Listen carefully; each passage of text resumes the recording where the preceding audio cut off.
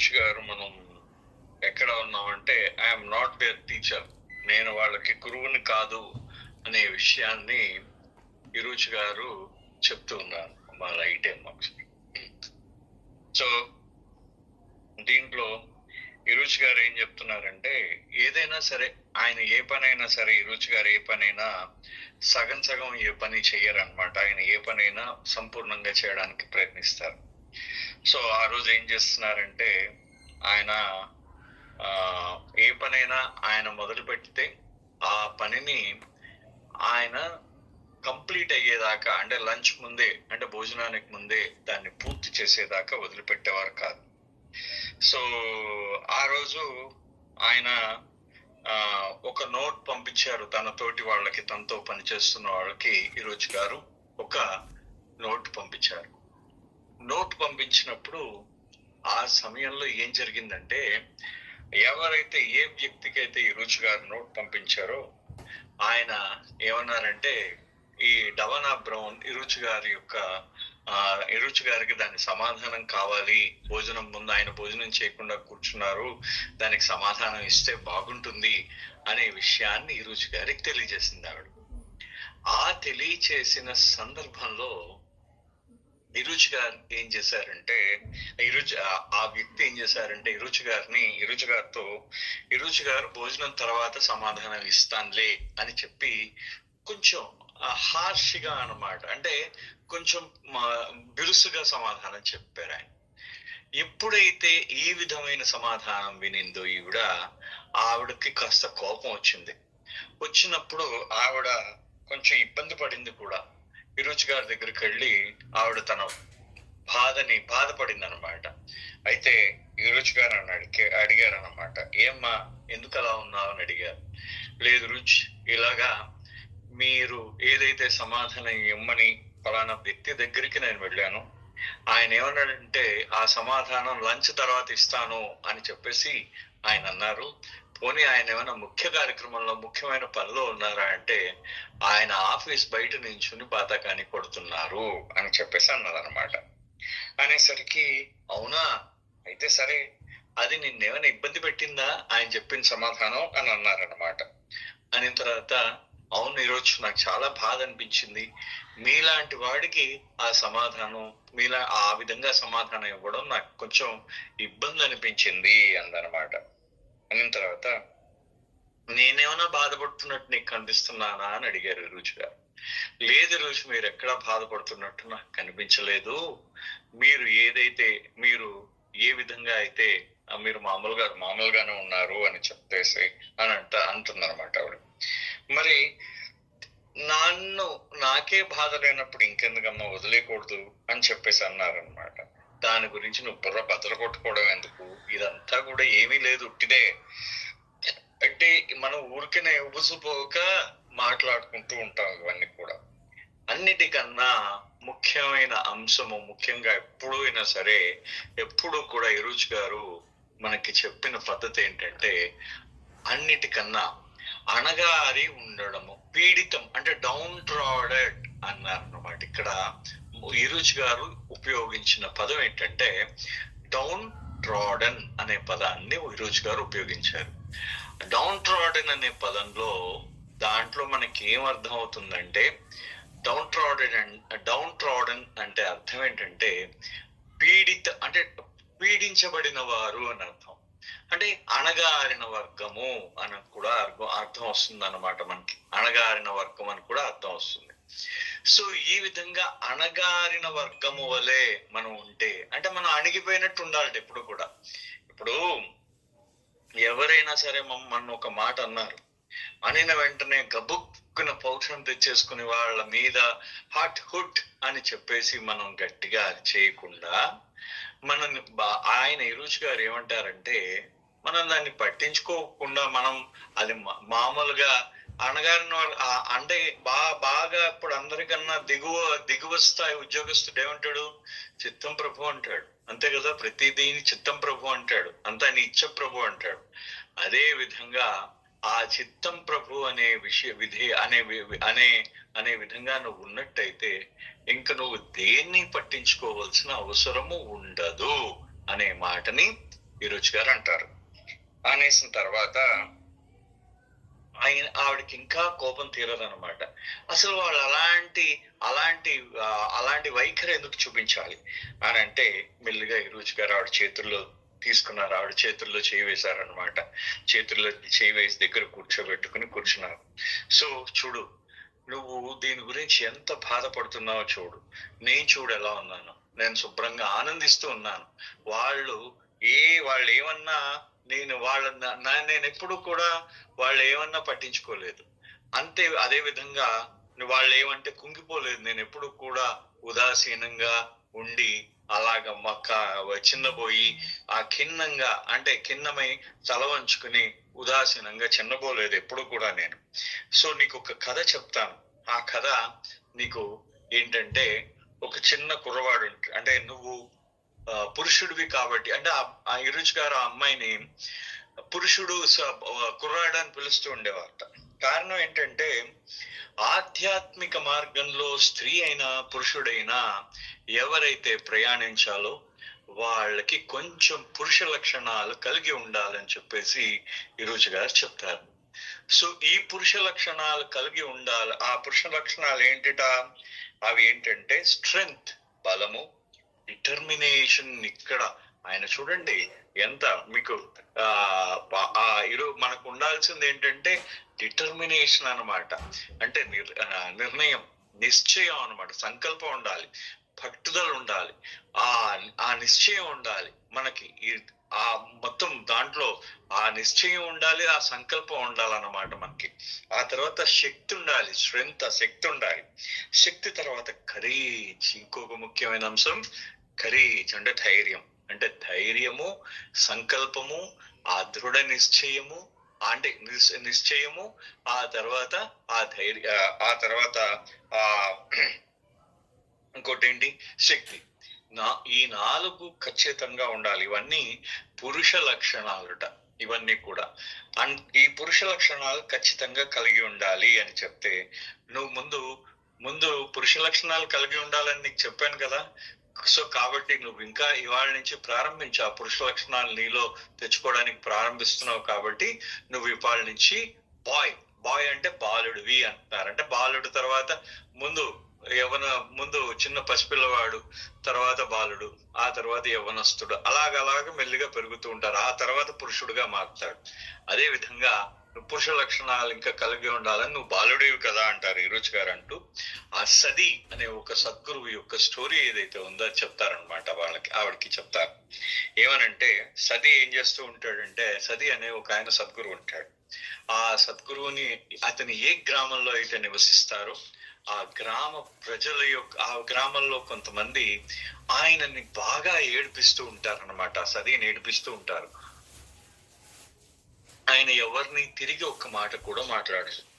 అయితే ఆ గ్రామంలో కొంతమంది పోకిరీలు ఉంటారన్నమాట.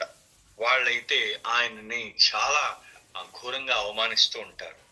అయినా సరే ఎవరిని కూడా ఆయన ఏమి మాట్లాడరు.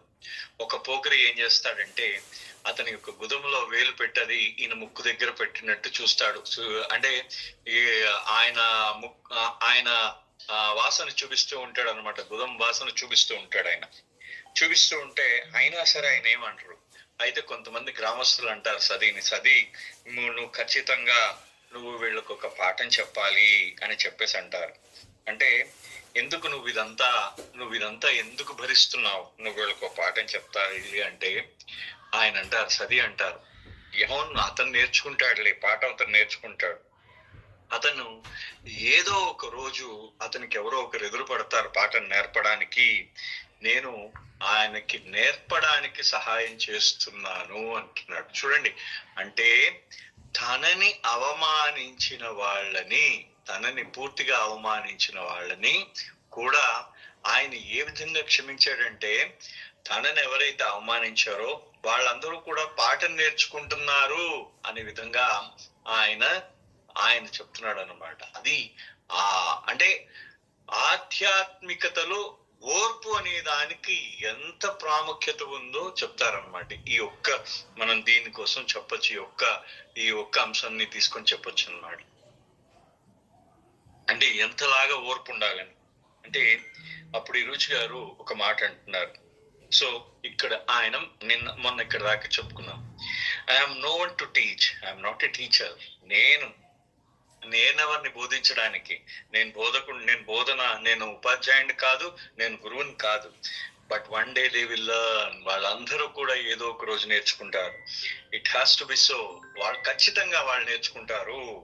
He so compassionate that he will make them learn. ఆయన ఎంత దయామయుడయ్యా అంటే ఆయన వాళ్ళని నేర్చుకునేటట్టు చేస్తాడట. మెహర్ బాబా ఎంత దయామయుడంటే ప్రతి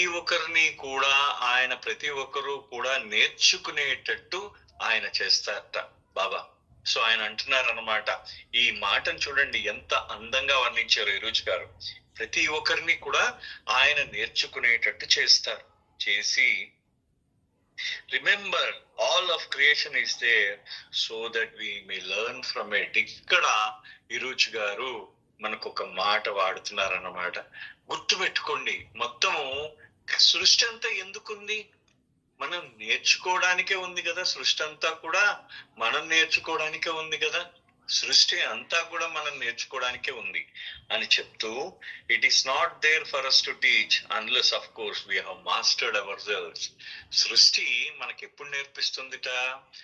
అది సృష్టి మనకి గురువుగా ఎప్పుడు మారుతుందంటే మన మీద మనం ఎప్పుడైతే ఆధిపత్యము పొందుతామో. మాస్టర్డ్ చూడండి, ఇవి చిన్న పదాలు కాదండి, ఇవి చాలా చాలా చాలా ఆయన దాని పేరేంటంటే, అంటే నన్ను ఏమంటారంటే ఇరుచి గారు అనుభవించి మనకి చెప్పిన ఆయన యొక్క జీవిత అనుభవాలు ఇవి. దాంట్లో అంటే ఎటువంటి జీవిత అనుభవాలు మనకి ఆధ్యాత్మికంగా స్వయంగా మెహర్ బాబా బోధించిన, అంటే మెహర్ బాబా యొక్క ఆయన యొక్క మార్గనిర్దేశంలో ఆయన యొక్క నీడలో గడిపిన వారి యొక్క అనుభవాలు ఇవన్నీ కూడా. అవి ఎంత అక్షర సత్యాలో ఒక్కసారి గుర్తు పెట్టుకోండి. అవన్నీ సత్యం ఎంత గొప్ప సత్యాలో చూడండి. అంటే ఆయన ఒక మాట అంటున్నారు, ఇరుచి గారు ఒక మాట అంటున్నారు. ఏమంటున్నారయ్యా? ఈ సృష్టి అంతా కూడా మనకి నేర్పించడానికంటే మనము ఆ సృష్టి నుంచి నేర్చుకోవాలట. మనకి అది బోధించడానికి రాలేదుట. సృష్టి మనకి బోధించడానికి రాలేదు. మన మీద మనం ఎప్పుడైతే ఆధిపత్యం, మన మీద అంటే స్వీయ ఆధిపత్యం ఎప్పుడు పొందుతామో ఆ రోజు సృష్టి మనకి నేర్పిస్తూ ఉంటుందన్నమాట. స్వీయ ఆధిపత్యము అనే పదాన్ని ఇక్కడ వాడారు. ఈ పదం గురించి ఒక్క 10 సెకండ్లు 20 సెకండ్ల పాటు దీని గురించి మనం ఇక్కడ మాట్లాడదాం. అంటే మన మీద మనం మాస్టరీ అంటే అర్థం ఏంటంటే, భగవంతుడి యందు ఎప్పుడైతే మీరు మనస్సు నిమగ్నం చేసి ఆయన యందు మీ మనస, ఇక్కడ బాబా వాడిన పదాలని నేను మళ్ళీ వాడుతున్నాను. బాబా ఏమన్నారు? త్రికరణ శుద్ధిగా మనస వాచ కర్మేణ. ఆ త్రికరణ శుద్ధిగా మీ యొక్క మనసుని భగవంతుడి మీద పెట్టి, భగవంతుణ్ణి ఏ రోజైతే ప్రేమిస్తారో, లవ్ చేసినట్టయితే, ఏ విధంగా ప్రేమించాలట? వితౌట్ హిపోక్రసీ, కపటము లేని వారై ఆయనని ప్రేమించినట్టయితే మిమ్మల్ని మీరు మెల్లిగా ఆంతరంగికంగా మిమ్మల్ని మీరు తెలుసుకొనగలరు. ఇది బాబా చెప్పిన మాట. అంటే మిమ్మల్ని మీరు తెలుసుకోవడం ఎప్పుడు ప్రారంభం అవుతుందయ్యా అంటే, మీరు త్రికరణ శుద్ధిగా ఆ భగవంతుడి మీద దృష్టి పెట్టి ఆయనని ప్రేమించడం ప్రారంభించి, నిజాయితీతో ఆయన ఏ విధమైన ఆత్మవంచన లేకుండా ఆయన మీదే దృష్టి పెట్టినట్టయితే మీరు అంతర్ముఖంగా ప్రయాణం ప్రారంభిస్తారు అని చెప్పేసి బాబా అన్నారు. అలా ప్రారంభించిన నాడు మీకు ఈ ప్రకృతి ఏమవుతుందంటే మీకు గురువు అయిపోతుంది ఆ రోజు. అంటే ప్రకృతిలో ఉన్న ప్రతి ఒక్కటి కూడా మీకు అప్పుడు నేర్పిస్తుంది. అందుకనే గురువులందరూ కూడా తపస్సు చేసుకోవడానికి ఎక్కడికో వెళ్ళిపోయిన తర్వాత ఏదో ఒక పాయింట్ ఆఫ్ టైంలో ఏమవుతుంది, వాళ్ళకి ఒక అంతర్ముఖ ఒక జ్ఞాన జ్యోతి ఒకసారి చిన్న పిసరు వెలుగుతుంది అనమాట. వెలిగేసరికి అప్పుడు మీరు దాంట్లో అలా ఆ మెల్లిమెల్లిగా వాళ్ళు తమ మీద తాము ఆధిపత్యం పొంది అంతర్ముఖంగా ప్రయాణించి ఆ భగవంతుని తెలుసుకుంటారు అని చెప్పేసి రుచి గారు అంటున్నారు. Often when a resident behaviour seemed to be out of bounds, others would look to Iruj to discipline or rebuke the individual, but he rarely did. It seemed from the outside he would lavish even more attention on the person, and this would cause much misunderstanding. Iruj, although always aware of what was going on around him, remained unfazed. In fact, he seemed to enjoy life experiences will teach him. అంటే ఎవరైనా ఒక వ్యక్తి అక్కడ ఆ resident ఎవరైతే ఆ మెహరాబాద్ లో కానీ మెహరాజాద్ లో కానీ అక్కడ నివాసితుడై ఉన్నాడో ఆ నివాసి మెహరాబాద్ కానీ మెహరాజాద్ నివాసి కానీ ఎప్పుడైనా క్రమశిక్షణ తప్పినప్పుడు ఇరుచి గారు ఎప్పుడూ కూడా అతన్ని మందలించట. ఎవరిని కూడా మందలించలేదు ఇరుచి గారు, వాళ్ళు క్రమశిక్షణ తప్పారని ఎప్పుడూ కూడా మందలించలేరు. ఒకానొక సందర్భంలో చూడండి, ఇరుచి గారిది ఒకసారి మనం ఇంతకు ముందు కూడా చదువుకున్నాం, ఈ అంశాన్ని మనం చదువుకున్నాం. ఇరుచి గారు ఎవరో క్రమశిక్షణ తప్పుతూ ఉంటే, అంటే ఎవరో క్రమశిక్షణ తప్పారని ఇరుచి గారి దగ్గరికి వచ్చారు. ఇరుచి గారే ఆ గబుక్ని ఆయన క్రమశిక్షణ తప్పేసి గట్టిగా మాట్లాడేశారు అనమాట. మాట్లాడినప్పుడు ఇరుచి మీరే క్రమశిక్షణ తప్పితే ఎలాగా అని చెప్పేసి ఒక వ్యక్తి ఇరుచిని అడిగారు. అడిగిన వెంటనే ఇరుచి గారు చెప్పిన సమాధానం అద్భుతమైన సమాధానం చెప్పారు ఇరుచి గారు మనకి. ఏమని చెప్పారు ఇరుచి గారు చెప్పిన సమాధానం ఒకసారి చూడండి. ఏమన్నారు? ఎవరో ఒకరు దాటకపోతే, ఎవరో ఒకరు ఆ క్రమశిక్షణ నియమాన్ని మీరు అధిగమించలేదనుకో, అప్పుడు అసలు ఆ రూల్స్ ఉన్నాయని ఎవడికి తెలుస్తుందయ్యా అన్నాడు ఇరుచి గారు. అంతే కదా. అందుకని అంటే ఆయన సమయస్ఫూర్తి చూడండి, సమయస్ఫూర్తి అనొచ్చు. ఆయన నిజంగా ఆ విషయంలో ఆ ఇరుచి గారి యొక్క మీరు ఆయన యొక్క అంకిత భావం మనకు కనిపిస్తుంది. ఎవరో ఒకరు ఆ రూల్ కానీ దాటకపోతే ఆ రూల్ ఉందని ఎలా తెలుస్తుందయ్యా అనేవారు. అది ఆయన అనే మాట అన్నమాట. సో లైఫ్ ఎక్స్పీరియన్సెస్ ఇరుచి గారు అంటున్నారు అనమాట. ఎవరైనా ఆయనను మందలించేవారు కాదుట. ఏమనేవారట? జీవితపు అనుభవాలు అతనికి పాఠం నేర్పిస్తాయి అని చెప్పేసి ఎప్పుడు అంటుండేవారు. So Iruj did not consider himself a teacher in the traditional sense, but this does not stop anyone from coming to him for his counsel. And although he may not have chosen to be one to give others advice if pushed, he would offer up giving his view on any given situation. He would not turn anyone away or refuse to answer a sincere question. Often he might just throw out a one-line remark or make one comment that seemed off the wall, but it would strike at the core of the issue at hand. Or he might make a joke and yet the individual would hear in his remark an answer to the difficulty for Iruj as an extremely perceptive and observant. చూడండి, అంటే ఇది నేను చదివినట్టు అనిపిస్తున్నదండి. నేను అంటే కొంచెం చదివాను, అయినా సరే ఇంకోసారి చదవడంలో పెద్ద వచ్చిన మిస్టేక్ ఏం లేదు. ఎందుకంటే అద్భుతమైన వ్యాసం ఇది మాత్రం. ఇరుచి గారి దగ్గరికి అంటే ఆయన ఏమి ఎప్పుడు తనని గురువుగా ఎప్పుడు కూడా తనని తాను అంగీకరించుకునేవారు కాదనమాట. ఆయన ఎప్పుడు కూడా తనని తాను గురువుగా ఆయన ఎప్పుడు చెప్పుకునేవారు కాదు. ఎవరైనా గురువు గారు అని అబ్జర్వ్ అంటే ఎవరైనా అంటే కూడా ఆయన అలా పిలవకండి అనేవారు. కానీ ఎవరైనా సరే ఇరుచి గారి దగ్గరికి ఏదైనా సలహా సంప్రదింపుల కోసం వచ్చినప్పుడు మాత్రం ఆయన ఏం చేసేవారంటే వెంటనే ఇది నా అడ్వైస్. ఇప్పుడు చూడండి, కొంతమంది ఉంటారు, వాళ్ళు ఏం చేస్తారంటే మీరు ఒక విషయం చెప్పడమే ఆలస్యం. అలాంటి వాడు నేను చాలాసార్లు సందర్భాల్లో చెప్పడం జరిగింది.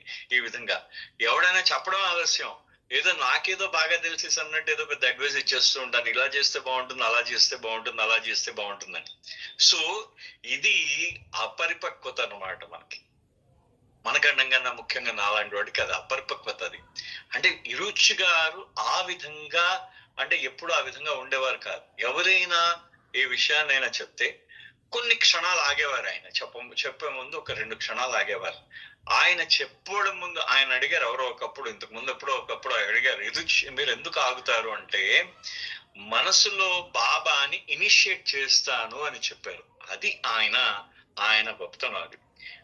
అది అంటే ఈ మనసులో బాబాని ఆయన ఏం చేస్తున్నారు, ఆయనని మనసులో బాబాని ఆయన ప్రార్థించేటట్టు అనమాట. బాబా శ్రీకారం చుడతారు ఆయన మాటని. అంటే బాబాయ్ ప్రారంభిస్తారు ఆయన మనసులోకి వచ్చి. అది అన్నమాట. ఆయన అంతలాగా నేను చెప్పట్లేదు, నాలో ఉన్న నాలోంచి బాబా చెప్తున్నారనే మాటని అనేక సందర్భాల్లో చెప్పడం జరిగింది. మీరు కావాలంటే ఆయన రికార్డ్స్ వినండి. సో ఇది ఆయన చెప్తారనమాట. ఈ రుచి గారు అంటున్నారు. అంటే ఎవరైనా సలహా సంప్రదింపులు వచ్చినప్పుడు వాళ్ళని వెళ్ళిపో, నా దగ్గర సలహాలు రావద్దని కూడా అనేవారు కాదు. ఆ సందర్భాన్ని బట్టి బాబా దగ్గర, అంటే మళ్ళీ రిఫరెన్స్ ఎక్కడ దాకా వెళ్తుంది, బాబా ఉన్నప్పుడు ఇలా జరిగింది అని ఒక స్టోరీ చెప్తారు ఆయన. లేకపోతే బాబా ఉన్నప్పుడు ఈ రకంగా ఇక్కడ జరిగినది అని చెప్తారు. ఈ రోజు గారు ఆ విధంగా చెప్పేవారు. అదే విధంగా ఆయన ఎప్పుడైనా జోక్ చేసేవారు అనమాట. చిన్న పరిహాసానికి ఏదైనా మాట అనేవారు. ఆ మాటలోని పరిహాసానికన్న మాటలోనే ఆయన యొక్క పూర్తిగా ఆయన సూచన ఉండేది, దాంట్లోనే సూచన ఉండేదిట. సో అందుకని కారణం ఏంటి, ఆయన చాలా పర్సెప్టివ్ అన్నమాట. పర్సెప్షన్ అంటే గ్రహణ శక్తి కలవాడు. అంటే ఒక్కసారి గ్రహించగలడు అనమాట. మనం ఏదైనా చెప్పిన వెంటనే ఆయన గ్రహించగలడు ఆ పరిస్థితిని. ఆ గ్రహణ శక్తితో ఆయన అబ్జర్వెంట్, అంటే చాలా శ్రద్ధ, ఆ సదానుష్ఠానము అని చెప్పాను ఇంతకు ముందు ఒకసారి. అంటే ఆయన చాలా శ్రద్ధగా ఆయన పరిశీలిస్తాడు అనమాట ప్రతి విషయాన్ని. సో అది అక్కడ మనకి రుచి గారి యొక్క ఏదైనా సలహా యొక్క గొప్పతనం దాంట్లో ఉంది అని అంటారు. As a result, some placed great value on any stray remark he might make, whether joking or not, and many residents and pilgrims alike would see whatever he was saying as having great spiritual significance. అంటే కొద్దిమంది ఎప్పుడైనా సరే బయట నుంచి ఒక్కసారి చూస్తే మనకి కొద్దిమంది ఎవరైనా మనకేదో ఏదో అలాగా అప్పుడప్పుడు ఆయన మాట్లాడుతున్నారు కాబట్టి తప్పిపోయింది, ఆయన నోట్లోంచి ఏదో మాట వచ్చేసింది, అంటే ఏదో మాట ఏదో అనేసారు అనే విధంగా ఎవరు కూడా భావించేవారు కాదు. ప్రతి ఒక్కరూ, అంటే అక్కడ ఉన్న నివాసితులు, ఆ యొక్క మెహరాబాద్ లో ఉన్న నివాసితులు, ఆ యొక్క యాత్రికులు, ఆ యొక్క మండలి సభ్యులు, ప్రతి ఒక్కరూ కూడా ఇరుచు గారు మాట్లాడినప్పుడు ఆ మాటల్లో ఆధ్యాత్మిక ప్రాముఖ్యత ఉన్నది అని చెప్పేసి ఎప్పుడు ప్రతి ఒక్కరూ కూడా ఆ విధంగా అనుకునేవారు వాళ్ళందరూ కూడా. అంటూ ఇరుచు would scoff of such thoughts when brought to his attention. He saw his remarks or advice as nothing other than being prompted by Baba. ఆయన ఎవరైనా ఈరోజు చూసా, మీ మాటలు ఎంత ఉత్తేజితంగా ఉన్నాయండి, అబ్బా ఈరోజు సూపర్ అండి, భలే ఉన్నాయండి అని చెప్పేసి ఎవరైనా అంటే ఇరుచి గారు పక్కకు జరగయ్యా అనేవారట. ఊరికనే అలాగేం లేదనేవారట. ప్రతి ఒక్కటి కూడా నాలో పురిగొల్పిన వాడి మాటల్ని పురిగొల్పిన వాడు బాబా అని చెప్పేసి అనేవారట. ఎందుకంటే ఆయన ప్రాంప్టెడ్, పురిగొల్పడం అనమాట. నాలోంచి ఈ మాటలు సంసిద్ధంగా నాకు బయటకు వచ్చినట్టు చేసినవి, ప్రేరేపించినది, నాలో ఉత్సాహపరిచినది మెహర్ బాబా అని చెప్పేసి ఆయన అంటూ often when told later that some stray comment he had made changed someone's life, he would make a slight grimace, shrugging his shoulders in response and remark, I don't even know why I said that. అంటే ఇరుచుతో ఎవరైనా చెప్పేవారట. ఏమనంటే, ఇరుచు మీరు అప్పుడు మాట అన్నారు, ఆ మాట అన్నప్పుడు ఆ మాటతో అవతల ఈ వ్యక్తి యొక్క జీవితం మారిపోయింది ఇరుచు అని చెప్పేసి ఇరుచు గారిని అడిగితే ఇరుచు గారు అనేవారట, నేను ఆ విధంగా ఎందుకు మాట్లాడానో నాకు తెలియదయ్యా అన్నట్ట అని. ఆయన లేకపోతే ఒక నిమిషం పాటు ఆగి, I don't even remember saying that, but if I did he must have prompted it. I am nothing but a dummy coin. అంటే ఆయన ఏమన్నారు, ఓహో నాకు అది నేను అన్నానని కూడా నాకు తెలీదు. ఒకవేళ కాని నేనే కాని అని ఉన్న పక్షంలో, అది అంటే నేనే కాని అని ఉంటే నాలో మెహర్ బాబా మాట్లాడించారు ఆ మాటని. ఆయన మాట్లాడించాడు, నేను మాట్లాడలేదు ఆ మాటని, ఆయన మాట్లాడించారు నాలో అని అంటూ, నేను మాత్రం ఒక డమ్మీ, ఒక నకిలీ కాయిన్ ని మాత్రమే అన్నారు. చూడండి, నేను ఒక నకిలీ కాయిన్ ఆయన అంటూ. Iruch had spent his life by the side of Meher Baba and had imbibed his ways. As he would readily admit, all that I know I learned from him, and that was what was so disarming for most of us. ఇక్కడ ఇరుచ్ గారి గురించి ఆవిడ ఒక మాట చెప్తున్నారు అన్నమాట. అంటే ఆ ఆ, ఆయన అంటే ఇప్పుడు ఇరుచ్ గారి గురించి ఒక్క నిమిషం అండి. యా, ఇప్పుడు ఎవరైనా సరే మీకు అంటే ఇప్పుడు మీరు ఎవరైనా మీ ముందు వచ్చారనుకోండి, అంటే మీరు సపోజ్ మీరు కర్ర పట్టుకుని ఉన్నారు, మీరు యుద్ధం చేయడానికి అవతల వ్యక్తి వచ్చాడు, మీరు ఏం చేస్తారు? ఆ కర్రను తీసుకెళ్ళి తన కాళ్ళ దగ్గర పెట్టేసి లొంగిపోయారు అంటే నిజాం నిరాయుధుడిని మీరు నిరాయుధుడు అయిపోయారు అనుకోండి, ఎవడేం చేస్తాడు మిమ్మల్ని? మీరు లొంగిపోతారు అనమాట. అంటే నిరాయుధుడుగా వాడు కానీ మీరు అంటే ఎవరైనా సరే ఎంత ఆవేశంగా వచ్చిన ఈ రుచి గారి దగ్గరికి ఆయన అనే మాట ఏంటంటే, నేను ఏది చేసినా మెహర్ బాబా నుంచి నేర్చుకున్నాను, ఆయనే నాకు నేర్పించారు. మనం ఇంతకు ముందు కూడా మౌని బాబా అనే అనే అనే మౌని బాబా యొక్క ఉదంతాన్ని, ఆయన యొక్క ఇన్స్టెన్సెస్ ని మనం చదువుకున్నాం. మౌని బాబా యొక్క ఇన్స్టెన్సెస్ ని అది కూడా అప్పుడు కూడా అంటారు ఆయన, అంటే నేను ఆధ్యాత్మికంగా నేను ఏదైతే నేర్చుకోవాల్సి వచ్చిందో ఆయన బాబా ముందు నాకు ఈ మౌని బాబా ద్వారా నేర్పించారంటే, ఆధ్యాత్మిక గురువు దగ్గర ఏ విధంగా ప్రవర్తించాలో బాబా నాకు ఈయన ద్వారా నేర్పించారంట. అదే విధంగా ఏది నేను ప్రతి ఒక్కటి కూడా బాబా దగ్గర నుంచే నేర్చుకున్నానని చెప్తూ నేను ఏదైతే నేర్చుకున్నానో అంతా బాబాయే నాకు నేర్పించారన్నాడు. ఈ మాట అనేసరికి అవతలి వ్యక్తి నిరాయుధుడు అయిపోతాడు, వాడు అన్నంగా మాట్లాడలేవు. ఎందుకంటే ప్రతి ఒక్కడు ఈ రుచి దగ్గరకు వచ్చేసరికి నేనంతా బాబా దగ్గర నుంచే నేర్చుకున్నానంటే ఇంక వీడే మాట్లాడతాడు అవతల వాడు. సో మొత్తం నిరాయుధుడు, అందరినీ నిరాయుధుడిని చేసేసాడు అనమాట ఆ ఒక్క మాటతో అంటూ ఆయన ఈ మాట అంటున్నారు. His focus never deviated from Meher Baba. ఆయన దృష్టి ఎప్పుడు కూడా మెహర్ బాబా నుంచి పక్కకు జరగలేదు. And which changed the dynamic of any situation. అంటే ఇక్కడ చూడండి, అంటే ఒక పరిస్థితి ఉంది, అంటే ఇప్పుడు ఒక పరిస్థితి ఉంది, సపోజ్ మీ చుట్టూ ఒక 10 మంది ఆయుధాలు తీసుకుని ఒక 10 మంది మన చుట్టూ ముట్టేశారు, మనకు తెలియదు. కానీ ఆ పరిస్థితిలో మనం ఉంటే బాబా రక్షించు, బాబా రక్షించు, బాబా రక్షించు, బాబా రక్షించు అని చెప్పేసి మనం 10 సార్లు బాబా బాబా బాబా బాబా అంటూ ఉండేవాడు. ఇరుచి గారు ఏం చేసేవారంటే, ఆయన అలాంటి వాళ్ళు ఏం చేస్తారు, బాబా నన్ను ఈ పరిస్థితుల్లో పెట్టావా అని చెప్పేసి, బాబా నేనేం మాట్లాడినా నన్ను నా చేత బాబా మాట్లాడించారు, సరే మీ ఇష్టం, మీరు ఏం చేయాలో మీరు చేసుకోండి అంటాడు. కొట్టేయాలనుకుంటే కొట్టేసుకోండి మీ ఇష్టం అని. ఆయన సబ్మిట్ ఎప్పుడైతే అయిపోయాడో, అంటే ఎప్పుడైతే సబ్మిట్ అయిపోతే ఏమవుతుందండి, ఇంకా ఒక్కసారి మీరు ఆలోచించండి. ఏదైనా మీరు లొంగిపోయారు అనుకోండి, లొంగిపోయినప్పుడు ఏమవుతుంది, మీకేమవుతుంది? అవతల వాడికి లొంగిపోతే వాడిని మిమ్మల్ని ఏం చేస్తాడు? ఇంకా లొంగిపోయిన వాడిని ఇంకేం చేస్తారు? వాడు ఆజ్ఞను కానీ మీరు పాలిస్తానంటే ఇంకేం చేస్తాడు వాడు? సో అక్కడ ఆ విధంగా అంటే బాబాయే చేశారు, ఇదంతా కూడా బాబా చేస్తున్నారు అనేసరికి అవతల వ్యక్తులు వాళ్ళు మిమ్మల్ని ఏదైనా చేద్దామన్నా నిరాయుధులైపోతారు అనమాట పూర్తిగా. అది అంటే ఏ పరిస్థితి ఒక పరిస్థితి యొక్క గతిశీలని మార్చేస్తాడనమాట. దానికైనా ఆ విధంగా మారిపోతుందట బాబా ఈ ఒక్క మాటతో.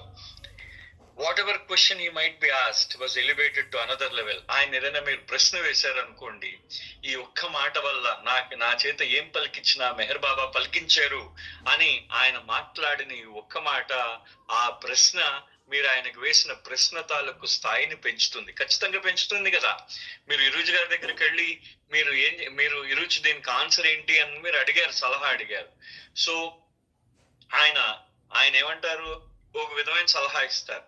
సలహా ఇచ్చిన వెంటనే అబ్బా ఎంత బాగుంది రుచి సలహా, అంటే ఇది నేను చెప్పలేదు బాబా చెప్తున్నారన్నారు అనేసరికి ఆ ప్రశ్న ఎంతో ఉన్నతమైన ప్రశ్నగా మీకు అనిపిస్తుంది అనమాట. అంటే Meher Baba the highest of the high, ఆయన ద్వారా చెప్పినట్టు అనిపిస్తుంది. సో ఆ విధంగా ఇరుచి గారు ఏం చేసేవారంటే, ఆయన ఆ విధంగా ఆ ప్రశ్న యొక్క పరిస్థితి మారిపోయింది అనమాట. సో ఇక్కడ Eruch addressed our higher self, our inner struggle to come closer to Baba, aiming us in the direction that would be pleasing to him, or how he could use a situation to serve him or remember him more fully. ఇది మన జీవితంలో మనం చేయవలసిన పనిని ఆయన మనకి చేసి చూపిస్తున్నారు. అంటే మన ఉన్నతాత్మ, మనం నిజంగా ఎవరైతే అయి ఉన్నామో మనని అంటే ఇప్పుడు మీకు ఎదురుగుండా ఒక వ్యక్తి వచ్చారు. ఆ వ్యక్తి వచ్చినప్పుడు ఆ వ్యక్తి మిమ్మల్ని ఇందాక సిచ్యువేషనే తీసుకుందాం. అదేంటంటే కర్ర తీసుకుని వచ్చాడు కొట్టడానికి. బాబా నువ్వే వచ్చావా కొట్టడానికి, సరే బాబా సిద్ధం అని చెప్పేసి మీరు సిద్ధపడ్డారనుకోండి, అప్పుడు ఎలా ఉంటుంది ఒక్కసారి పరిస్థితి ఆలోచించుకోండి. అంటే అవతల వ్యక్తిలో ఉన్న ఉన్నతాత్మ ఏదైతే బాబా అని ఉన్నాడో దాన్ని ఆయన అడ్రస్ చేస్తున్నాడు. అంటే సుబ్రహ్మణ్యంగా ఆయన నాతో మాట్లాడటం లేదు. ఒకవేళ ఈరోజు గారు నాతో మాట్లాడుంటే సుబ్రహ్మణ్యంతో మాట్లాడట్లేదు, సుబ్రహ్మణ్యంలో ఉన్న బాబాతో ఆయన మాట్లాడుతూ ఉన్నాడు. దాని వల్ల ఏమవుతుందంటే మీ ఆంతరంగికమైన సంక్లిష్టత సంఘర్షణ ఏదైతే ఉందో అది మీరు తగ్గించుకొని బాబాకి దగ్గర కావడానికి ఆ మార్గం ఏర్పడిపోయిందిట. ఇది చాలా అద్భుతమైన విషయం కదా. చాలా అంటే మామూలుగా మనము అంటే ఎవరు స్పృశించని, అంటే ఎవరు ఇటువైపు ఈ విధమైన, అంటే దీన్ని జనరల్ గా సైకలాజికల్ మేనేజ్మెంట్ అని మీరు సైన్స్ కానీ మనం కానీ సైన్స్ చదువుకుంటే ఈ సైన్స్ లో బోల్డ్ అనే టర్మినాలజీ ఉందండి వీటన్నింటి మీద. అంటే ఒక సైకాలజీ ప్రొఫెసర్స్ వాళ్ళు ఇలాంటి వాటి మీద ఇస్తూ ఉంటారు. కానీ అటువంటిది అతి సులువుగా ఆధ్యాత్మికమైన సూచన మనకు అందజేశాడు ఆయన. ఏ విధంగా చూడండి అంటే ఇక్కడ ప్రతి ఒక్కరు నేర్చుకునేది, ప్రతి ఒక్కరు కూడా మనందరం కూడా నేర్చుకోవాల్సిన అంశం ఏంటి, అవతల వ్యక్తితో మనం మాట్లాడుతున్నప్పుడు ఆ వ్యక్తిలో ఉన్న బాబాతో కానీ మనం మాట్లాడినట్టయితే ఈ వ్యక్తికి మనకి మధ్యన ఏమైనా ఆంతరంగికమైన సంఘర్షణలు ఉంటే అవి కూడా తగ్గిపోతాయి. మొత్తం అవి కూడా తగ్గిపోతాయి అన్నమాట.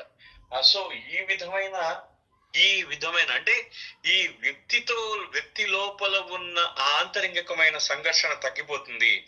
సో ఈ పరిస్థితి ఏమవుతుందంటే అది ఆ పరిస్థితి అంటే ఆయన ఎటువంటి పరిస్థితిని తీసుకొస్తారంటే ఆ లోపల ఆ బాబాని ప్రసన్నం చేసుకోవడం, అతనిలో ఉన్న బాబాని ప్రసన్నం చేసుకుని ఆ పరిస్థితిని ఆయనకి సేవ చేయడం అనే విధంగా చేస్తారట పూర్తిగా.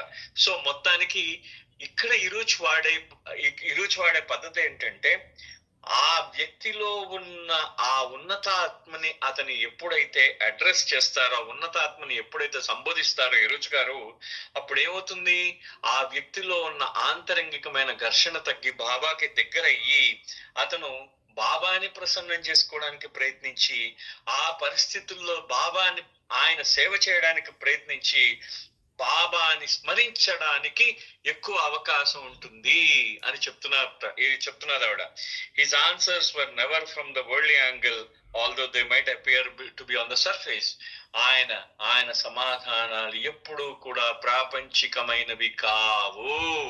ఎప్పుడూ కూడా ఆయన సమాధానాలన్నీ చాలా లోతైన ఆధ్యాత్మికత కలిగి ఉంటాయి అని చెప్తున్నారు.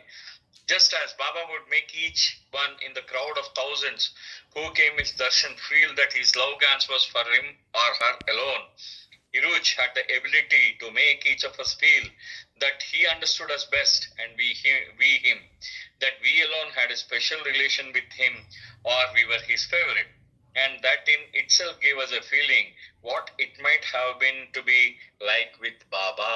Baba ఏం చేసేవారంటే చూడండి, బాబా ముందు కొన్ని వేల మంది కూర్చున్నారు. ఎప్పుడు కూడా బాబా దర్శనం ఇస్తున్నప్పుడు ప్రతి ఒక్కరికి కూడా మీరు బాబా అని ఆంతరంగికంగా అక్కడ, ఇది ఒకళ్ళ అనుభవం కాదు. ఇప్పటిదాకా మీరు ఆంధ్ర దర్శనంలో అంటే మనకి ఆంధ్ర వచ్చినప్పుడు 53-54 దర్శనాల్లో మనకి చాలా మంది తెలుగులో, అప్పుడు ఆ రోజుల్లో తెలుగులో పుస్తకాల్లో తాము మొదటిగా దర్శనం చేసుకున్న ఆయన ఆ సందర్భాన్ని అందరూ మనకి చెప్పడం జరిగింది. మీరు ఒక్కసారి వాటిని కానీ పునశ్చరణ చేసుకున్న పక్షంలో మీరు చూడవచ్చు ఏంటంటే ప్రతి ఒక్కరూ కూడా బాబా నన్నే చూస్తున్నారనే భావనతోనే వాళ్ళ అనుభవాలు చెప్పడం జరిగింది. అయితే అక్కడ ఉన్నది సుమారుగా కొన్ని వేల మంది ఉన్నారు. ఆ వేల మందిలో ఈయన వైపు మాత్రమే ఆ క్షణం చూశారు అని అదొక ప్రత్యేకమైన అంశం, మెహర్ బాబా యొక్క ప్రత్యేకమైన అంశం అన్నమాట అది. అంటే ఆయన యొక్క దివ్యత్వము అంటే అందరూ ఉన్నారు అక్కడ, అన్ని వేల మంది ఉన్నారు. అన్ని వేల మందికి కూడా సైమల్టేనియస్ గా అంటాం, ఏక క్షణమున అంటే ఒకే కాలంలో ప్రతి ఒక్కరికి కూడా బాబా మాతో మాట్లాడుతూ ఉన్నారు, మాతో సంభాషిస్తూ ఉన్నారు అనే భావన కలిగింది ప్రతి ఒక్కరికి కూడా, ఆయన మీద దృష్టి పెట్టిన వారికి. మీరు ఇది గమనించినట్టయితే మెహర్ బాబాలో ఉన్న గొప్ప అంశం అన్నమాట. ఇది చాలా గొప్ప అంశం. అది మీకు కనబడదు. మీరు కావాలంటే నేను చెప్పిన తర్వాత ఇవాళ మీరు అనుభవాలన్నీ చూడండి, అనుభవాలు చూసిన తర్వాత మీకు అర్థం అవుతుంది. ప్రతి ఒక్కరికి, అందరికీ కూడా ఈ విధంగా అర్థం అవుతుంది. అంటే ఇది ఈ విషయాన్ని ఎంత అద్భుతంగా చెప్తున్నారంటే ఇరుచి గారు కూడా అదే విధంగా అంటే ఆయన నేనే మెహర్ బాబాకు ప్రత్యేకం అనుకునేలా చేస్తారు బాబా. అంతలాగా మిమ్మల్ని లాలించి బుజ్జగించి అంతలా చేస్తారు. అదే విధంగా ఇరుచి గారు కూడా ఆ బాబా యొక్క లక్షణాన్ని పూర్తిగా వంట పట్టించుకున్నాడు. ఆయన జీర్ణించుకుపోయేటట్టు చేసుకున్నట్టు ఈ లక్షణాన్ని ఆయన. అందుకనే ఇరుచి గారితో ఎవరు మాట్లాడినా నువ్వు మాత్రమే నాకు థిక్కెస్ట్ ఫ్రెండ్ అనే భావంలో ఉంటాడనమాట. అందరూ కూడా అనుకుంటారు. దాని వలన ఏమవుతుందంటే ఆయన ఏం చేస్తారంటే వాళ్ళతో సాన్నిహిత్యం పెంచుకుని బాబాకి దగ్గర చేస్తారు. అది ఆయన చెప్తున్నారు. That evening, while I was reading the newspaper to Iruj, his sister Manu walked across the compound, and I thought that she looked just like her mother. There was something striking about her gait and expression that had caught my attention. I hadn't commented aloud to Iruj, but within a moments of my thinking this, he echoed my sentiment. Hey Iruj, I was just thinking that. How did you know? Iruj chuckled. I can read your mind. Oh my God, I better watch out. But really, how did you know what I was thinking?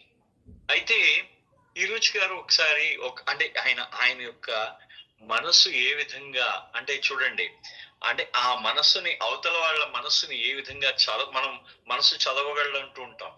అంటే అవతల వాళ్ళ మనసులో ఉన్న భావాలు ఆయనకి ఏ విధంగా తెలిసిపోయాయో ఈ ఒక్క సందర్భం చెప్తున్నారు. అంటే ఒక రోజు ఇరుచి గారికి ఈవిడ దవానా బ్రౌన్ పేపర్ చదివి వినిపిస్తున్నారు. ఈ లోపల ఇరుచి గారి యొక్క చెల్లెలు మను జసవాలా ఆవిడ నడుచుకుంటూ వస్తున్నట్ట. ఆవిడ ఏ విధంగా నడుచుకుని వస్తున్నదంటే ఆవిడ ఆ నడక యొక్క గతి ఏ విధంగా ఉందంటే వాళ్ళ అమ్మగారైన గైమయ్య గారి లాగా ఎగ్జాక్ట్ లా అలాగే ఉంది. ఎందుకంటే ఈవిడ గైమయ్య గారిని కూడా చూసింది ఈ డవానా బ్రౌన్. సో గైమయ్య గారి యొక్క ఆవిడ యొక్క నడక ఈ మను యొక్క నడక ఒకేలాగుందిట. సో ఆవిడ మనసులో అనుకుంటున్నారు వాళ్ళ అమ్మగారిలాగే ఈవిడ కూడా నడుస్తున్నది కదా అనుకుంటున్నట్ట. అనుకునేసరికి ఇరుచి గారు పక్క నుంచి అవును మా అమ్మలాగే నడుస్తున్నదని చెప్పారట. ఆయన చెప్పేసరికి ఈవిడ ఆశ్చర్యపోయింది. అదేంటి రోజు నేను బయటికి మాట్లాడలేదు, నా మనసులో అనుకుంటున్నాను, నీకు ఎలా తెలిసిపోయింది ఇది అని చెప్పేసి ఎలా ఈవిడ అడిగిందిట. అంటే ఇరుచి గారు అన్నారట నేను నీ మనసును చదవగలను అన్నారట. అయ్యో బాబోయ్, అయితే నేను నీ దగ్గర చాలా జాగ్రత్తగా ఉండాలి ఇరుచి అన్నట్టు ఆవిడ. కానీ అప్పుడు ఆవిడ అడిగిందట, కొంచెం గంభీరంగా అడిగింది అనమాట ఆవిడ. ఇరుచి నిజం చెప్పండి, నా మనసులో ఉన్న భావం మీకు ఎలా తెలిసింది అని చెప్పేసి ఆవిడ అడగడం జరిగింది. అడిగేసరికి when your mind is clear and not cluttered by so many thoughts, it picks up what is in the thought waves around you. ఇక్కడ చూడండి, మీ మైండ్ ఎప్పుడూ కూడా క్లియర్ అంటే చాలా స్పష్టంగా నిర్మలంగా తేటగా ఉంటే, నాట్ క్లట్టర్డ్ అన్నారు ఇక్కడ. అంటే క్లట్టర్ అంటే మీకు చూడండి రణగుణ ధ్వని అన్నమాట. అంటే మీకు అన్ని చిందరవందరగా ఉంటుంది. మీ మనసు ఏ విధమైన గోల లేకుండా అంటే ప్రశాంతంగా స్పష్టంగా తేటగా ఉంటే మీకేమవుతుందట, మీ చుట్టుపక్కల ఉన్న మనసులో ఉన్న మీ చుట్టుపక్కల మనసులు ఉంటాయి కదా, ఆ మనసుల యొక్క భావాలు మీ మనసుకు అందిపోతాయి. ఇది ఇరుచి గారు చెప్పిన సత్యం. ఇది మనకి సైంటిఫిక్ గా కూడా మనకి ఈ మధ్యన థాట్ ప్రాసెస్ ని మీరు రీడ్ చేస్తున్నారు. కావాలంటే మీరు ఒకసారి సైన్స్ అని చూసుకోండి ఒకసారి. అయితే దీనికి ఏంటంటే ఒక వ్యక్తి, దీనికి సైకలాజికల్ గా ఒక వ్యక్తి ఏం చేస్తాడంటే ఒక రూమ్ లో కూర్చొని అతను మనస్సు ఎంత నియంత్రించుకుంటాడంటే అతను చాలా ప్రశాంతంగా ఉంటుంది. అతను ఏం చేస్తాడంటే ఆ రూమ్ లో ఒక 5-6 కూర్చున్నారు. వాళ్ళ తెల్ల పేపర్ల మీద వాళ్ళ ప్రశ్నలు రాస్తూ ఉంటాడు. ఇతను ఎక్కడో దూరంగా అదే రూమ్ లో కూర్చుంటాడు. ఆ రూమ్ లో కూర్చుని వాళ్ళు రాసిన ప్రశ్నలన్నింటినీ రాసేస్తూ ఉంటాడు. ఇక్కడ ఇది జరిగింది, ఒరిజినల్ గా జరిగింది అనమాట ఇది. సో అంటే ఇది ఒక సైంటిఫిక్ ఎక్స్పెరిమెంట్ చేశారు. సో ఇది యాక్చువల్లీ ఇది మామూలుగా అంటే ఎంత సహజంగా అంటే మనసు ఎప్పుడు కూడా ఆ విధంగా ఉంటుందట.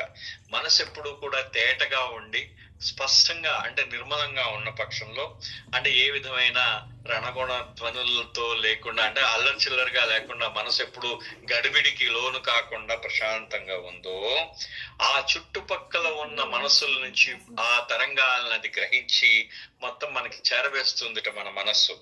సో దీంట్లో గొప్ప ఇంద్రజాలం ఏమీ లేదు, ఆధ్యాత్మికత ఎంత ఏమీ లేదు, ఇదంతా ఈ గాలిలో ఉందంటారు ఆయన. చూడండి, there is nothing magical or spiritual about it. దీంట్లో ఇంద్రజాలం లేదు, ఆ ఆధ్యాత్మికం ఏమీ లేదు. It is all there in the air. మన చుట్టూ ఉన్న గాలిలో ఉంది. ఈథర్ అంటూ ఉంటాం మనం దాన్ని. ఆ గాలిలో ఉందన్నమాట. How many times do we think or say something to other person only to have tell them this, I was just thinking that. అంటే ఎన్నిసార్లు మీరు చూడండి, మీరు అనుకుంటూ ఉంటారు నేను అదే ఆలోచిస్తున్నాను అంటారు కదా, ఇతరులతో మీరు ఏ విధంగా అంటుంటారు, అరే నేను కూడా అదే ఆలోచిస్తున్నానే అని మీరు ఎన్నిసార్లు అనుకుని ఉంటారు. అప్పుడు మీ మనస్సు ఏ విధంగా ఉన్నది, అది ఈరోజు వేసిన ప్రశ్న. అంటే మీరు మనస్సులో అనుకుంటూ ఉంటారు ఎన్నిసార్లు అనుకున్నారు మీరు అవతల వ్యక్తులతో అనుంటారు కదా, అరే నేను కూడా అదే ఆలోచిస్తున్నాను అంటారు. అంటే దాని అర్థం ఏంటి, మీరు ప్రశాంతంగా ఉంది మీ మనస్సు, ఆ వ్యక్తి యొక్క భావాలని మీ మనస్సు గ్రహించింది, ఆ వ్యక్తి యొక్క భావ తరంగాలను గ్రహించింది. మనం కరెక్ట్ గా చెప్పాలంటే, ఈ రోజు గారి మాటల్లో చెప్పాలంటే, ఆ వ్యక్తి యొక్క భావ తరంగాలని మీ మనస్సు గ్రహించి అది మీ నోటి నుంచి మాటల ద్వారా వచ్చిందనమాట. సో దీన్ని I was just thinking that అని మీరు ఎప్పుడు అనుకుంటారు, నేను కూడా అదే ఆలోచిస్తున్నానే అని మీరు ఎప్పుడు అనుకుంటారు. It comes when the mind is not racing in one direction are another and still. ఎప్పుడైతే మైండ్ ఈ దిశ ఆ దిశ అని పరిగెట్టకుండా ఎప్పుడైతే నిశ్చలంగా ఉందో ఆ రోజు మీ మనస్సు దాని చుట్టూ ఉన్న భావతరంగాలని అది గ్రహించగలదు అని చెప్పేసి అంటూ so how come I can't do that, but I'm thinking no, that is for me to know and you to find out. ఈ లాఫ్ట్ అంటే ఈరోజు గారు అన్నారు, అయితే మీరు చేసినట్టు నేనెందుకు చేయలేకపోతున్నాను, ఈరోజు నేను ఇప్పుడు ఏం ఆలోచిస్తున్నాను అని అన్నట్టు ఆవిడ. అంటే అప్పుడు ఈరోజు గారు అన్నారు, అది నాకు తెలియాలి, నీకు కాదు, అది నాకు తెలియాలి, నువ్వు కనుక్కోవాలి. అంటే నీ మనస్సు ఎందుకు నా యొక్క భావాలను గ్రహించలేకపోతున్నదో అది నువ్వు తెలుసుకోవాలి. నీ మనస్సు ఎందుకు అది గ్రహించలేకపోతున్నదో నేను తెలుసుకోవాలంటారనమాట. ఫర్ ఈరోజు all praise, all responsibility rested with his lord rather than the slave. ఇక్కడ ఈ పదం మాత్రం అద్భుతం. ఈరోజు ఎప్పుడు కూడా తాను మెహర్ బాబాకి బానిసగా, ఆయన ఎప్పుడు కూడా తను మెహర్ బాబాకి బానిసగా ఆయన ఎప్పుడు తాను చెప్పుకుంటూ ఉన్నారనమాట. అందుకనే బిఫిటింగ్ ఎ ఫార్చునేట్ స్లేవ్ అన్నారు ఈ పుస్తకం తాలూకు అర్థం. బిఫిటింగ్ అంటే అర్థం ఏంటంటే యోగ్యత అని అర్థం అండి, యోగ్యుడు అని అర్థం, యోగ్యమైన, ఫార్చునేట్ అదృష్టవంతుడైన స్లేవ్. ఆయన వాడిన పదం మామూలు ఇంగ్లీష్ కాదు, ఎందుకంటే ఆయన ఇంగ్లీష్ అసలు అద్భుతం. ఈ రోజు గారు ఇంగ్లీష్ చాలా అద్భుతం. అటువంటిది బిఫిటింగ్ అంటే యోగ్యమైన, ఫార్చునేట్ అదృష్టవంతుడైన బానిసగా ఆయన తనని తాను ఎప్పుడు అని అభివర్ణించుకున్నాడు. కారణం ఏంటంటే యోగ్యత లేకపోతే మెహర్ బాబా దగ్గరికి రాలేడు ఆయన మాట అన్నారు కూడా, అంతే కదా. యోగ్యత ఉంటేనే గాని ఆ మెహర్ బాబా దగ్గరకి మనం వెళ్ళలేం. అది ఫార్చునేట్, ఎందుకంటే భగవంతుడి దగ్గరికి వెళ్ళడానికి మీరు ఎంత అదృష్టం చేసుకుని ఉండాలండి. అంతేగా, మిమ్మల్ని మనం ఎంత అదృష్టం చేసుకుని ఉంటే ఈ చరాచర సృష్టిని, ఆయన చరాచర సృష్టికి అధిపతి అయిన మెహర్ బాబా యొక్క ఆయన యొక్క సన్నిధికి మనం చేరగలగడం నిజంగా మనం చేసుకున్న అదృష్టం. అంటే ఆ తర్వాత ఆయన యొక్క పాద సేవ చేయడం, ఆయన దగ్గర రోజు ఉంటూ సేవ చేయడం ఆయన మన యోగ్యత అన్నమాట. అది ఆయన మనకి అంటే, అందుకనే ఆ యోగ్యుడైన మళ్ళీ ఆ తనని తాను ఏ విధంగా అభివర్ణించుకున్నాడు, స్లేవ్ అనే మాటని అభివర్ణించాడు ఆయన. స్లేవ్, నేను బానిసనే అని ఎప్పుడు కూడా నేను బానిసనే అంటూ ఉండేవారు. అది మాత్రం ఆయన ఎప్పటికీ అన్నాడు.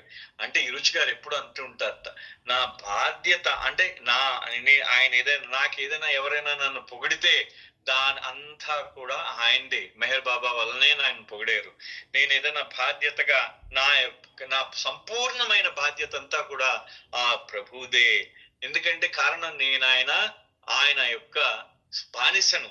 సో నా పూర్తి నేను నాకు ఏదైతే చెందుతుందో అంతా ఆయనవే, నేను ఒట్టి బానిసను మాత్రమే అని చెప్పేవాట ఆయన. అంటూ he saw babas hand in everything that happened. ఆయన ప్రతిదీ ఆయన జరిగిన ప్రతి విషయంలో కూడా బాబా యొక్క ప్రమేయం ఉన్నది అని ఎప్పుడూ చెప్తూ ఉండేవారు ఆయన. అంటూ and I have no doubt what Eruch expressed was the truth. నాకు ఎప్పుడూ కూడా సందేహం లేదు, ఇరుచి ఏదైనా ఆయన సత్యమే చెప్పారనే భావన నాకు తెలుసది. His mind and heart were so focused on Baba, so free of the garbage that most of us find our minds rambling in, that Baba could and did work through him as he did call all of his mandali to touch hearts. ఇక్కడ మనకి ఒక అంశం తెలుస్తుందండి. అంటే మనం అందరం కూడా, అంటే జనరల్ గా ఆవిడ వాడిన పదం ఏంటంటే గార్బేజ్ అని వాడింది. గార్బేజ్ అంటే చెత్త, అంటే చెత్త చెదారం ఏదైతే ఉందో దాన్ని, వ్యర్థ పదార్థాలని గార్బేజ్ అంటాం. మన మనస్సులంతా కూడా చెత్త చెదారంతో నిండిపోయిందట, ప్రతి ఒక్కడి మనస్సు కూడా. కానీ ఆయన మనస్సు, ఆయన హృదయం కూడా మెహర్ బాబా మీద దృష్టి ఎంతలాగా ఉందంటే మనలాంటి వాళ్ళ మనస్సుల్లో ఉన్న ఈ చెత్త చెదారం దాన్ని గ్రహించలేదన్నమాట. అందుకనే మెహర్ బాబా ఆయన ఎంచుకున్నాక తన మండలి యొక్క హృదయాలని తాకడానికి, ఇక్కడ ఆవిడ వాడిన పదాలు చాలా స్పష్టంగా కల్పిస్తున్నాయి చూడండి ఇక్కడ. అంటే ఏమంటారంటే so free of the garbage, అంటే ఆయన మనసులో ఈ చెత్త చెదారం ఏమీ లేదు. And most of us find our minds rambling in, అదంతా మన మనస్సుల్లో ఉందన్నమాట, చెత్త అంతా మన మనసులో ఉంది కానీ ఆయన మనస్సులో లేదు. అటువంటి దాన్ని బాబా తన పని కోసం, that Baba could and did work through him, ఆయన ద్వారా బాబా పని చేసేట. ఏం పని, ఎలాంటి పని చేశారు?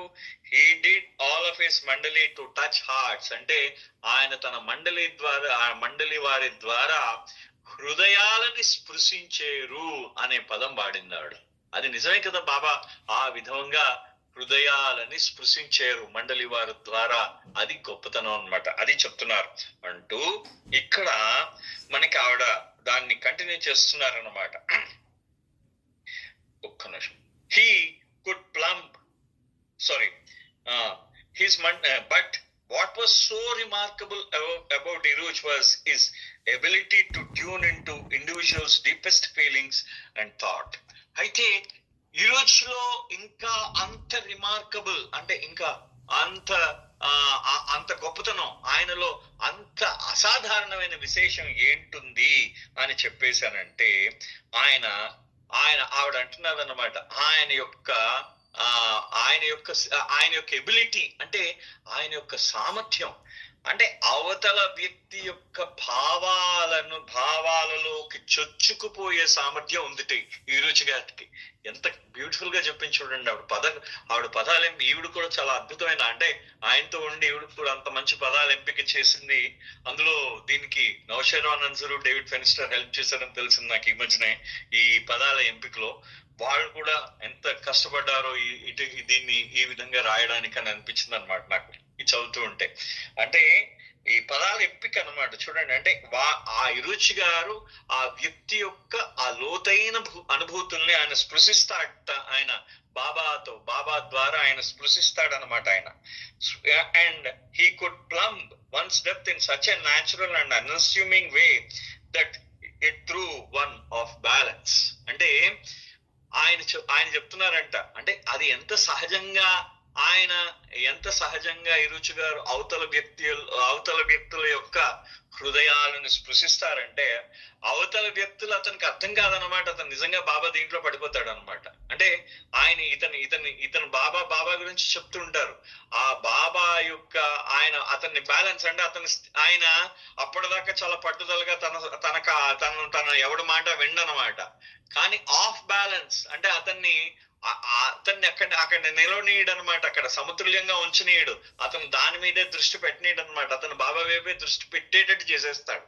అంతలాగా ఉంటుందంటే ఇరుచి గారు మన మనస్సుల మీద ఆయన అనుభూతి ఈ విధంగా ఉంటుంది అని ఆవిడ తెలియజేస్తున్నారు. ఆఫ్ బ్యాలెన్స్ చేస్తారు అని చెప్పేసి. But if you were to see us place any value on such happenings, he would find it ludicrous.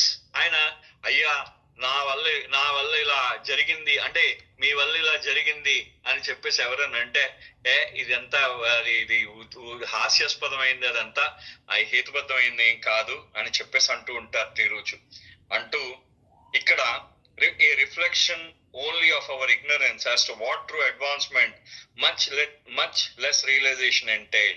అంటే ఆయన ఏదైతే ప్రతిబింబిస్తున్నారో మన యొక్క అజ్ఞానం చెప్తూ ఉంటుందన్నమాట, మన అజ్ఞానం గురించి చెప్తూ ఉంటుంది.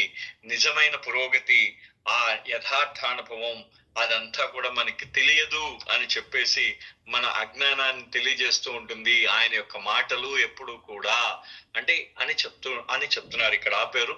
సో ఇవాళ 7:55 అయిపోయింది, ఇక్కడ ఆపుతాను. తిరిగి మళ్ళీ రేపు కంటిన్యూ చేస్తాను. అవతార్ మెహర్ బాబాకి జై. జై బాబా అండి.